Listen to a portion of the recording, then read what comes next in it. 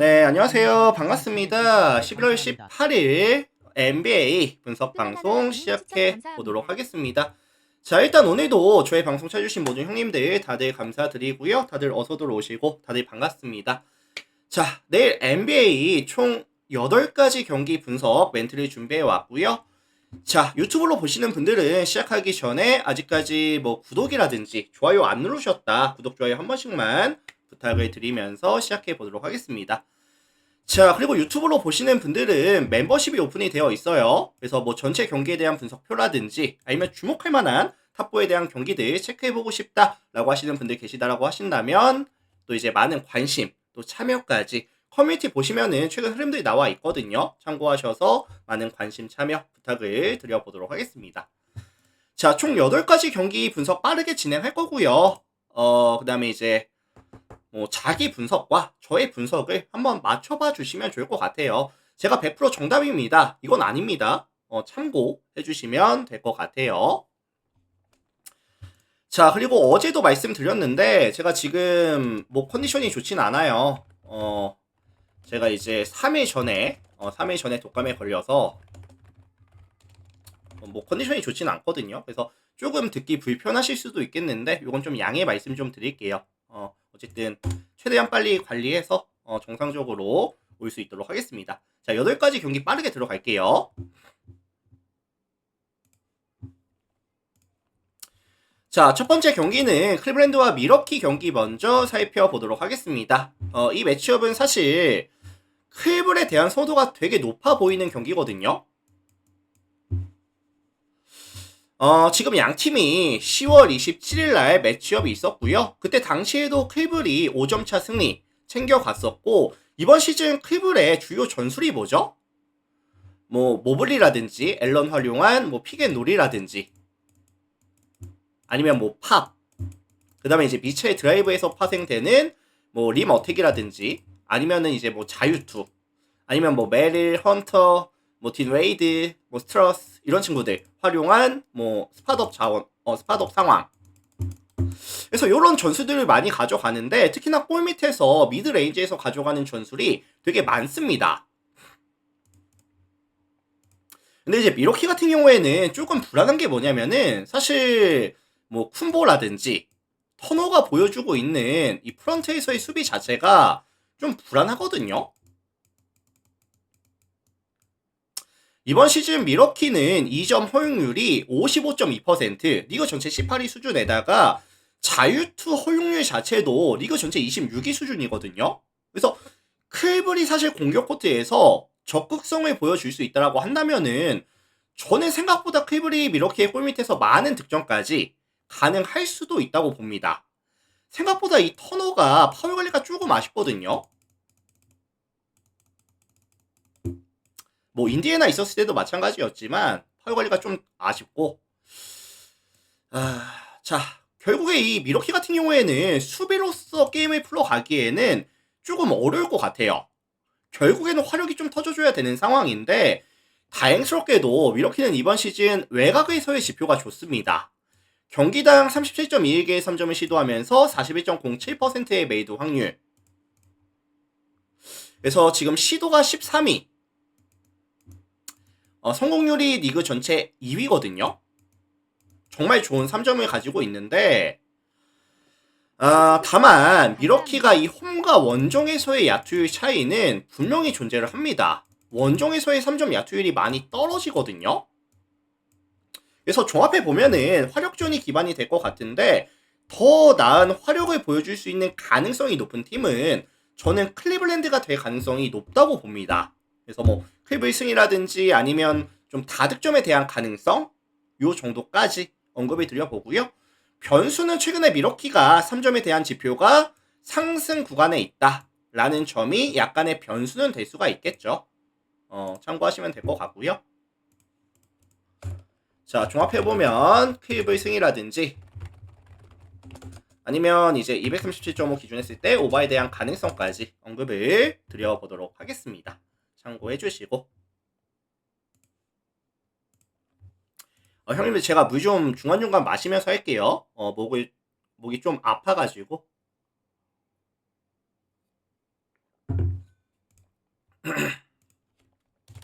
자, 다음 경기 디트로이트랑 인디애나 경기 살펴보도록 하겠습니다. 디트 인디. 자, 이 매치업은 제가 타이틀을 조금 심플하게 잡아줄게요. 지금 9연승 디트로이트와 7연패 인디애나의 맞대결이다.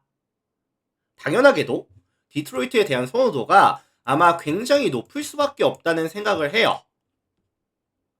다만 지금 디트로이트 같은 경우에도 핵심 코드들이 많이 빠집니다. 뭐 아이비 장기 부상, 장기 결장하고 있죠. 뭐 세서라든지 해리스까지 빠지는 상황에서 뭐 탐슨, 커닝햄, 두렌까지 지금 GTD에 걸리는 상황이거든요.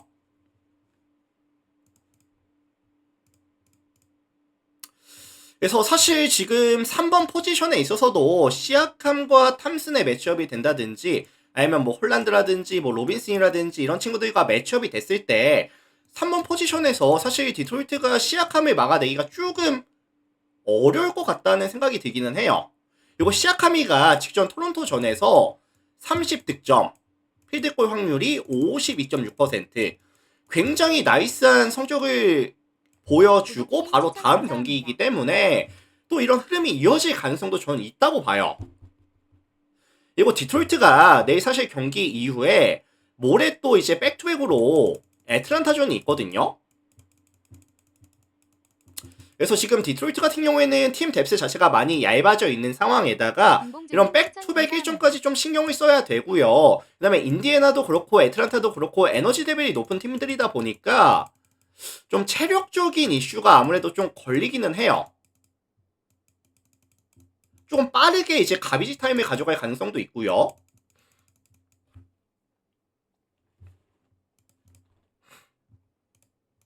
그래서 저는 이게 디트로이트가 좀 주전 자원들의 출전 시간을 관리해줄 명분이 존재하고 이런 핵심 코어들이 지금 나올지 안 나올지 모르는 부분들, 그 다음에 많이 빠져있는 부분들 역시도 조금 많이 거슬립니다. 자, 반면에 원정팀 인디애나 같은 경우에는 1승 12패, 분명히 이번 시즌 답이 없는 건 맞아요. 하지만 이제 누가 복귀했죠? 맥코넬이 복귀했습니다. 맥코넬이 복귀했고 뭐 네마드라든지 맥코넬이 돌아가면서 볼을 그래도 잘 만져주고 있어요. 그 다음에 이제 맥서린까지 사실 GTD에 걸려있다 보니까 만약에 복귀가 된다라고 한다면은 사실 인디애나의 활력도 무시할 수 있는 수준은 아니거든요. 다만 인디애나가 원정에서 가져가는 경기이다 보니까 승리까지 가져가기는 조금 힘들 거예요. 하지만 접전까지는 한 3포지션 안쪽으로 만들어주기까지는 가능할 수도 있다 라는 말씀을 드려보고 싶습니다. 그래서 종합해보면은 접전 활력전에 대한 가능성을 말씀드리고 싶거든요. 그래서 인디애나의 9.5 플랜이라든지 아니면은 이제 228.5 기준 했을 때 오바에 대한 가능성까지 같이 언급을 드려보도록 하겠습니다. 인디 플랜 오바 말씀드려볼게요.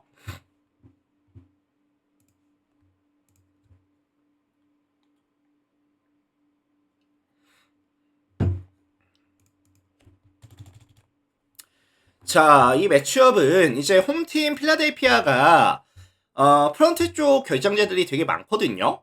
지금 이제 엠비드라든지 보나라든지 빠져 있고 켈리 우브레까지 지금 빠지는 상황.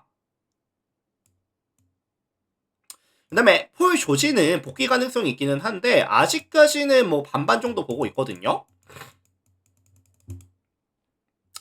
결국에 내일 필라델피아는 드러먼드, 그 다음에 발로우, 그 다음에 와포드까지 요런 자원들로 지금 경기를 꾸려야 되는 상황인데 그럼 결국에 필라델피아는 내일 누가 힘을 내줘야 되죠? 이 맥시라든지 에드지컵, 그 다음에 맥케인, 그 다음에 그라임스까지 뭐 에드워즈까지 이런 자원들이 높은 에너지 레벨을 계속해서 유지해줘야 되거든요. 그래서 최대한 앞선에서부터 빠르게 얼리 디펜스 가져가면서 그 다음에 이제 최대한 프런트로 공이 들어가지 못하게 슈바치라든지 존 콜린스 쪽으로 공이 투입이 안 되게 만들어줘야 되거든요.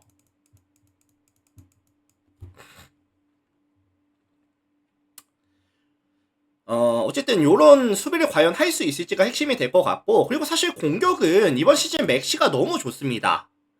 경기당 32득점, 5.12바, 7.85시, 야투 45.4%.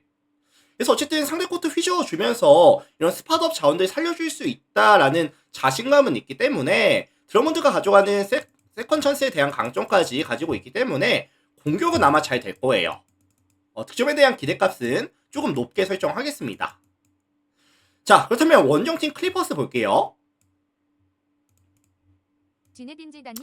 자, 클리퍼스는 오늘 보스턴과의 경기가 있었고요. 3점 차 패배.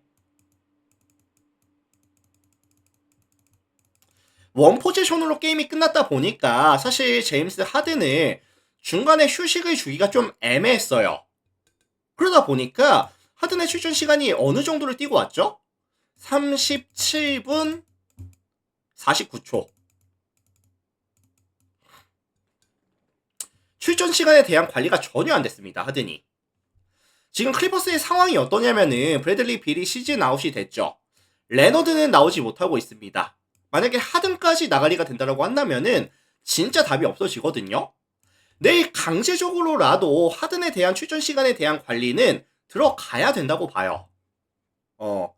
진짜 최대한 많이 써도 30분. 이 이내로 좀 관리해줘야 된다고 봅니다, 저는.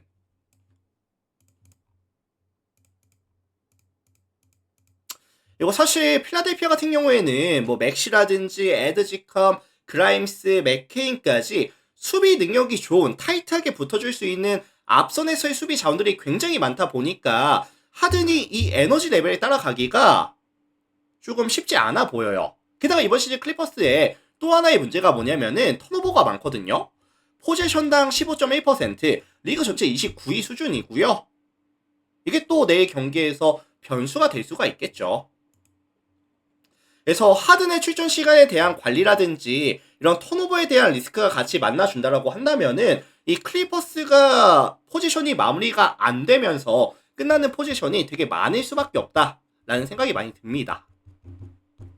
그래서 이거 종합해보면은 결국 백코트에서의 이점이라든지 홈에서 가져가는 이점들, 체력적인 이슈까지 가져갈 수 있는 필라델피아가 좀 많이 유리해 보이긴 하거든요. 그래서 여기에 초점을 맞추면 사실 필라델피아도 좀 불안하기는 한데 여기까지 볼이 투입이 안 될 가능성이 높다고 보는 거죠. 자, 그래서 종합해보면은 필라델피아 승, 그 다음에 이제 4.5 마헨, 그 다음에 222.5 언더에 대한 가능성까지 참고해 주시면 될 것 같습니다. 참고해 주시고 다음 경기 볼게요. 마이애미랑 뉴욕 보겠습니다.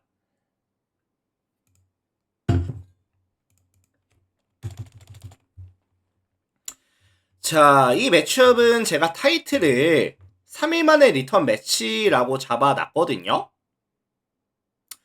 3일 전 결과는 뉴욕이 그때 당시에 홈에서 8점차 승리 챙겨갔었죠. 8점차 승리 챙겨갔었는데 다만 그때 경기에서 아누노비가 이제 그 햄스트링 부상을 당했거든요. 5분 뛰고. 그래서 아누노비 빠지고 브런슨 빠지고 맥브라이드 GTD에 걸려있고 사실 뉴욕이랑 팀 자체가 지난 시즌 데뷔했을 때는 조금 나아지기는 했지만 주전들에 대한 의존도가 굉장히 높은 팀이거든요. 그래서 브런슨과 아누노비가 빠지는 것 자체가 뉴욕 입장에서는 정말 많이 기분이 좀 나쁩니다. 이거 지금 뉴욕이 원정에서 3번의 경기를 가져갔었는데 3번 다 어땠죠? 졌습니다. 그래서 평균 원정에서 득점이 114.3득점이었는데 123.7 실점씩을 가져가다 보니까 원정에서는 마진이 마이너스 9.4, 득점력은 떨어지고 실점률은 올라가고 원정에서의 집중력 자체가 많이 떨어지는 모습을 이번 시즌 계속해서 보여주고 있다. 반면에 홈팀 마이애미 볼게요. 자, 마이애미 같은 경우에는 이번 시즌 일단 수비에서의 전술은 최대한 컨테스트 위주로 풀어가고 있고요. 그 다음에 이제 상대 수비가 정돈이 되기 전에 좀 빠른 템포로 이제 좀 달려주는 모습을 많이 보여주거든요. 그래서 뭐 파윌이라든지 나르손, 위긴스, 뭐 하케즈, 폰테키오 윙 자원들의 높은 에너지 레벨, 그 다음에 이제 활동량, 오프볼 움직임 이런 거 통해서 득점을 많이 가져가면서 야투도 터져주고 있다. 그래서 이제 체력이라든지 득점 볼륨을 유지시켜주는 전술을 이 스폴스트라 감독이 되게 잘 쓰고 있거든요. 그래서 요거는 종합해 보면은 지금 뉴욕 같은 경우에는 팁 뎁스가 얇아지면서 원정에서의 밸런스가 무너지는 이 뉴욕이라는 팀을 마이애미가 좀 더 유리하게 경기를 풀고 갈 수 있겠다. 나눠먹기에 대한 가능성까지 말씀을 드려보도록 하겠습니다. 그래서 요거는 종합해 보면은 뉴욕 승이라든지 아니 마이애미 승이라든지 아니면 뭐 1.5 마헨승에 대한 가능성까지 같이 말씀을 드려보도록 할게요. 참고해 주시고.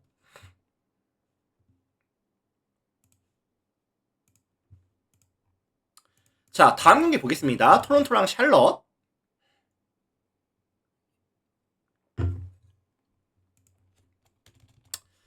자, 이 매치업은 이제 최근에 흐름이 좀 많이 달라요. 양팀이 최근 흐름이 많이 다른데 토론토가 최근 5게임에서 이제 4승을 챙기고 있고요. 최근에 3연승이죠. 반대로 샬럿 같은 경우에는 최근 5경기에서 이제 4패를 챙기고 있고요. 최근에 연패 중이죠. 원정팀 샬럿은 제가 계속 강조를 드리고 있는데 어떤 팀이다? 사실 이 샬럿이라는 팀 자체가 라멜로 볼이라든지 아니면은 뭐 섹스턴이라든지 뭐 트레 맨이라든지 이런 핸들러들을 기반으로 하면서 뭐 핸들러가 최대한 많이 흔들어 주면서 스팟업 자원들을 살려주는 이런 공격이 나와줬을 때 강점이 있고 화력이 터져주는 그런 팀이다 라는 말씀을 계속해서 드리고 있거든요. 근데 이제 조금 상성에서 좀 아쉬운 게 뭐냐면은 퀵클리가 이번 시즌 수비가 되게 좋습니다. 수비에서의 에너지 레벨도 괜찮고 그 다음에 이제 뺏는 수비가 잘 되고 있거든요. 상대의 실책을 유발하는 아니면 상대 공 뺏어주는 이런 수비가 굉장히 잘 되고 있다 보니까 가뜩이나 샬럿은 턴오버에 대한 비율이 높아요. 그래서 샬럿이 공격을 들어갔을 때 포지션이 마무리가 되기 전에 턴오버가 나오면서 끝나는 포지션이 꽤나 많을 수가 있겠다. 이거 최근에 이제 시즌 평균 대비했을 때 득점에 대한 흐름 자체도 떨어지고 있는 추세를 보여주고 있고요. 전체적인 야투율 자체도 많이 떨어지는 구간에 있다는 점 역시도 내일 원정에서 가져가는 경기라는 점 역시도 기대값을 낮춰줄 수가 있겠죠. 자, 반면에 홈팀 토론토 같은 경우에는 일단은 이 퀵클리가 이번 시즌 뭐 수비도 좋지만 기본적으로 안정감 있는 이제 핸들링이 가능하죠. 그리고 뭐 잉그램, 베러, 스카티 반즈 이런 친구들 또 높은 에너지 레벨 보여주면서 또 윙 자원들 경기력 괜찮고요. 퍼들 같은 경우에도 이제 강점이 뭐죠? 세컨 찬스. 추천 감사합니다. 그래서 사실 이 토론토는 자기의 역할을 각각의 자리에서 다들 잘해주고 있습니다. 이번 시즌 야투도 분명히 좋고요.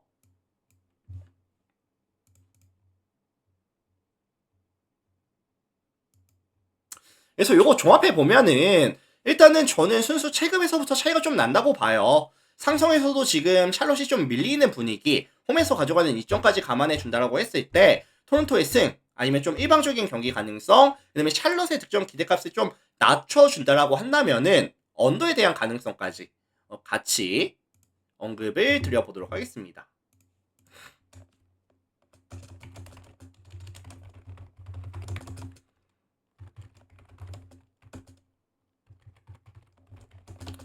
자, 참고하시면 될 것 같습니다. 참고하시고요. 다음 경기 넘어갈게요.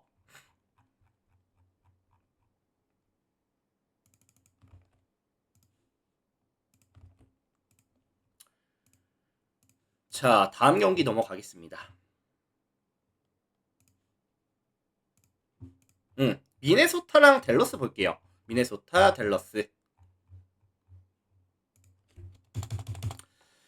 자, 원정팀 댈러스가 오늘 포틀랜드와 정말로 힘든 싸움을 하고 왔는데 연장까지 갔죠. 연장까지 가서 138대 133 승리를 챙겨왔습니다. 다만 그 과정에서 주전 자원들에 대한 체력 관리는 될 수가 없었어요. 될 수가 없었고 백투백 원정에서 미네소타를 만난다? 좀 부담이 많이 될 수밖에 없죠. 자, 지금 댈러스는 가장 아쉬운 부분이 뭐냐면은 사실 저는 공격이라고 봐요. 경기당 득점이 111.29 득점, 리그 전체 27위. 오펜시브 레이팅 역시도 104.5 기록하면서 리그 전체 29위.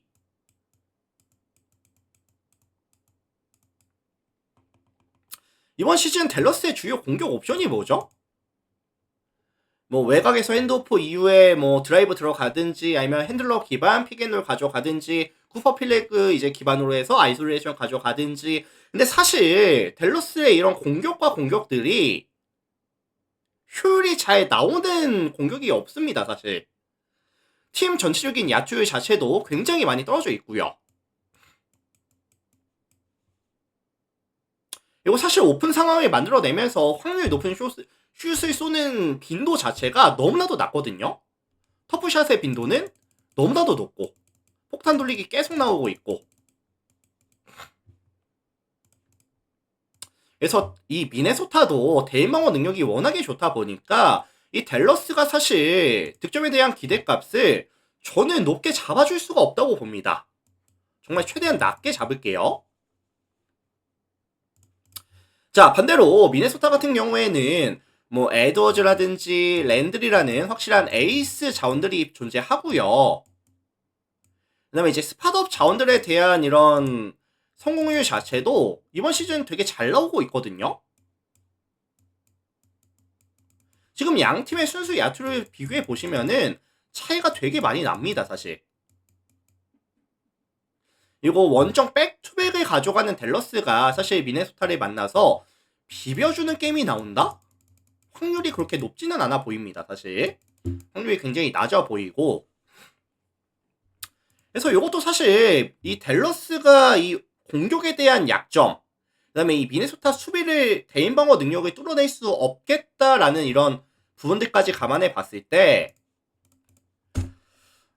저는 이거 미네 승이라든지 아니면 뭐 13.5 마헨이라든지 아니면 218.5 기준 했을 때 언더에 대한 가능성까지 이렇게 참고해 주시면 될 것 같아요. 참고해 주시면 좋을 것 같고요. 다음 경기 들어가겠습니다.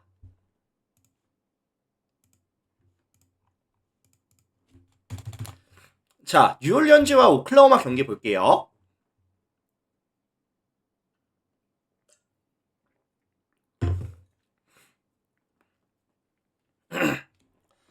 자, 이 매치업은 이제 오클라호마가 아마 승리를 가져갈 가능성이 높겠죠. 13승 1패 팀이다 보니까 2승 11패 만나서 게다가 백투백인 팀을 만나서 경기를 진다? 사실 이건 상상이 안 가긴 해요. 다만 이 핸디가 되게 높게 잡힐 거기 때문에 이거 차라리 다득점으로 경기가 흘러갈 것 같다라고 예상하시는 분들이 많으실 것 같기는 하거든요. 자, 홈팀 뉴올린즈 같은 경우에는 내일 점수를 어떻게 낼까요? 뭐 머피라든지 존스, 그 다음에 뭐 호킨스, 뭐 이런 사딕 베이 이런 친구들 윙 자원들 활용해서 높은 에너지 레벨과 트랜지션 상황 활용해서 점수를 내야 된다고 보는데, 사실 오클라호마가 이 핸들링도 굉장히 안정감이 가져가는 팀이고요. 그리고 사실 뭐 샤이 기저스, 월라스, 도트 이런 친구들과 이런 뉴올리언즈 윙 간의 이런 매치업을 가져갈 때도 사실 크게 밀리지 않는다라고 봐요. 뭐 윌리엄슨이 GTD에 걸려 있기는 하지만 출전할지 안 할지도 사실 잘 모르겠고, 출전 시간에 대한 관리라든지 컨디션에 대한 이런 부분들도 사실 물음표거든요. 그래서 저는 이 뉴올리언즈에 대한 득점 기대값 자체를 조금 최대한 낮게 잡아주고 싶습니다. 뭐 세 자릿수 득점도 안 될 수도 있다고 봐요.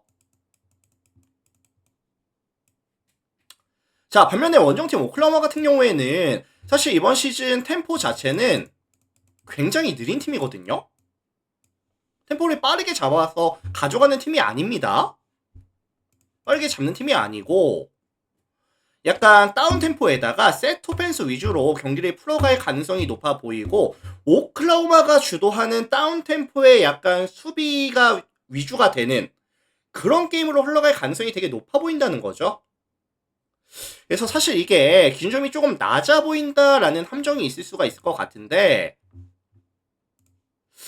저는 이거 226.5 기준 했을 때 언더에 대한 가능성, 뭐 승리는 오클라호마가 가져갈 것 같기는 한데 뭐 큰 의미는 없어 보이고요. 226.5 기준 했을 때 언더에 대한 가능성을 언급을 드려보도록 하겠습니다. 참고하시면 될 것 같고,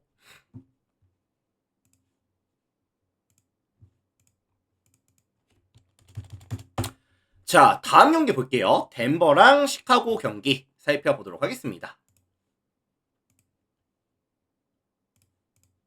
자, 요 매치업은 이제 좀 심플하게 말씀을 드려도 될 것 같은데, 홈팀 덴버는 이번 시즌 총 12번의 경기에서 10승 2패, 압도적인 경기력을 보여주고 있고요. 네, 뭐 최근 7연승 중이기도 하고, 홈에서는 6번의 경기 가져가면서 6번을 전부 다 이겼거든요. 특히나 경기당 125.5득점에다가 106.5실점씩을 가져가면서 홈에서 평균 마진이 플러스 19였습니다. 경기를 이기는 것도 이기는 거지만 일방적으로 가져오는 경기가 되게 많았었다.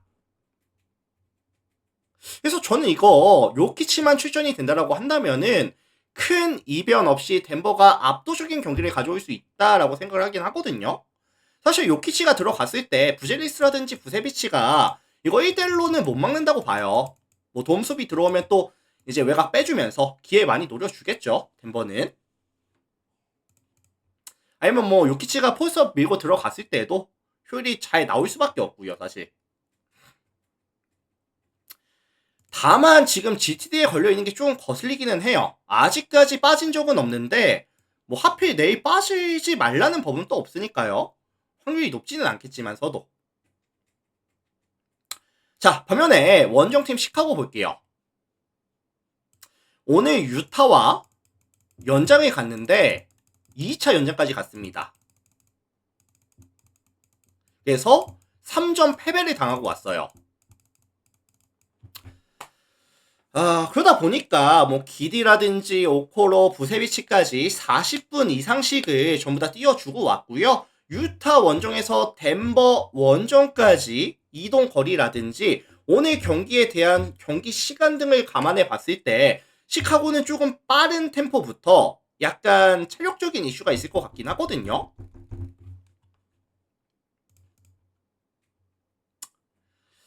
결국 시카고가 공격과 수비에서에 대한 밸런스를 맞추기 조금 힘든 상황에서 뭐 지금 안 되고 있는 수비에서의 에너지를 높이느니 차라리 공격에서의 에너지를 높이는 선택을 가져갈 것 같기는 해요. 다만 또 덴버가 홈에서는 또 수비가 나쁘지 않거든요. 컨택이 또 잘 되고 있고. 그래서 이런 부분들이 전부 다 감안해 봤을 때 저는 이거 덴버 승에 아니면 뭐 일방적인 승리, 그 다음에 이제 242.5라는 기준점 했을 때 저득점에 대한 가능성까지 같이 말씀을 드리고 싶은데, 뭐 체크할 거는 요키치가 나오는지 안 나오는지 요거는 좀 체크가 필요하기는 해요. 덴버 승 13.5 마헨 24 2.5 언더 가능성. 근데 이제 뭐 요키치가 좀 출전이 돼야겠죠. 뭐 요 정도만 말씀을 드려보도록 하겠습니다. 자, 이렇게 해서 오늘 제가 준비해온 총 8가지 경기, 내일 총 8가지 있는 거 전부 다 한번 같이 분석을 진행해 봤고요. 뭐 저의 말이 100% 정답이다 이런 게 아니기 때문에 한번 참고하셔서 다들 뭐 좋은 결과들 챙겨가시면 좋을 것 같고요. 다만 유튜브 형님들 나가시기 전에 저의 분석 멘트가 도움이 됐다든지 뭐 잘 들었습니다 라고 하시는 분들은 구독 한번, 좋아요 한번 눌러주시면 감사드리겠습니다. 그리고 지금 멤버십이 오픈이 되어 있어요. 전체 경기에 대한 분석표라든지 아니면 주목할 만한 탑4에 대한 경기들 체크해보고 싶다라고 하시는 분들도 많이들 관심들 가져주시면 감사드리도록 하겠습니다. 유튜브 형님들 먼저 인사드려 볼게요. 오늘도 다들 많이 와주셔서 감사합니다.